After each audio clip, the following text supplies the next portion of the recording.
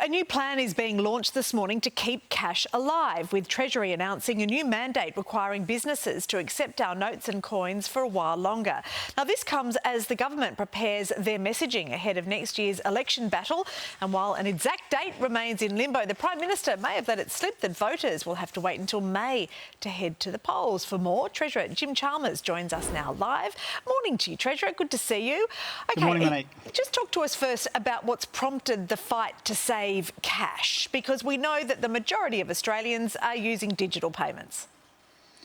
Well, it's true, Monique, that a lot of Australians are increasingly using digital payments, but for about 1.5 million Australians, they still rely primarily on cash, and we want to make sure that they're not left behind. So we're making sure that people can pay cash for essential items if they want to and if they need to. Cash can be a really important lifeline, an important backup. It gives people a sense of security and a sense of peace of mind. So under this government, cash will be an ongoing feature of our economy, even as we move increasingly to these digital payments. OK, so you've got to make sure that that is for supermarkets and certainly for bigger businesses. What about small businesses? Will anyone be exempt? Yeah, we'll be working up some appropriate carve-outs for small business. We want to make sure we get the balance right here. Big focus on essential items, as you rightly point out, supermarkets, pharmacies, petrol and the like.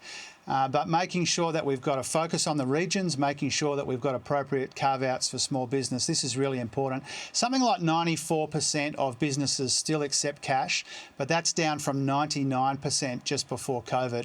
And we want to make sure that people can access all of the benefits of digital payments. We want to make sure that we modernise our financial system without leaving those 1.5 million Australians behind. You know, I think people understand that even if they prefer to use digital payments, cash is a really important lifeline, a really important backup, and we want to make sure that it doesn't disappear. Yep, for digital outages, natural disasters, those sorts of things.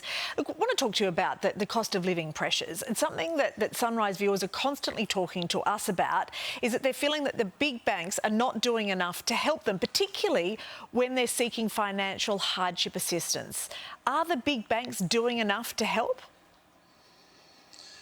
Oh, I think it's true that they always need to be up to the mark, you know, when it comes to helping people doing it tough. You know, I raise it with the bank CEOs relatively frequently to make sure that when people are in strife or fear that they might get into strife, that they can have those conversations with the banks. And typically what the banks will say is if you get in and have that conversation, then they will try and accommodate you somehow, subject to your own conditions. Now, I can't give your viewers financial advice, but I can very strongly recommend that if anyone is under extreme pressure when it comes to paying that mortgage, get in touch with your bank as soon as you can and see if there's something they can do for you. Lots of people are saying that they're doing that, they're trying that, and they're not getting the help that they need. Well, I'm prepared to raise that again with them. I've got meetings with each of the major banks actually this week, and I am prepared to raise that with them once again. I think they do know that a lot of their customers are under pressure, and we understand that too as a government. That's why cost of living is our major focus. It's why it's pleasing to see inflation coming down, wages going up and the cost of living relief rolling out. But we know that people are still under pressure. We've all got a role to play to ease that pressure where we can, including the government, including the banks. OK, Treasurer, will you come back on after you've had those meetings? Because we'd love to know, is there one bank, two banks that you're not happy with? Will you come back on after you've had those meetings this week? I'd be happy to do that if I can, if the schedule permits.